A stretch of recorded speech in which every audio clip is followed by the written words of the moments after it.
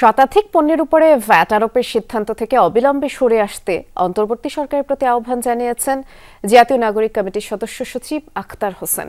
রাজধানীর বাংলা মোটরে ভ্যাট শুল্ক বৃদ্ধির অধ্যাদেশ এবং টিসিবির ট্রাকসেল কর্মসূচি বন্ধের প্রতিক্রিয়ায় এক সংবাদ সম্মেলনে এই আহ্বান জানিয়ে তিনি বলেছেন, IMF এর শর্ত মানতে গিয়ে এমন কিছু করা যাবে না যেন সরকারের উপরে মানুষ আস্থা হারায়। আর নির্বাচিত সরকার ছাড়া সংস্কার সম্ভব নয়। বিএনপির এমন বক্তব্যের সাথে তিনি দ্বিমত প্রকাশ করে বলেন, তড়িঘড়ি করে নির্বাচনের মধ্যে যাওয়া ঠিক হবে না। এ সময় তিনি একটা যৌক্তিক সময়ের মধ্যে নির্বাচনের দাবি জানান। এছাড়াও জুলাই ঘোষণাপত্র জারির সময় নির্ধারণ না হওয়ায় ক্ষোভ প্রকাশ করেন আখতার হোসেন।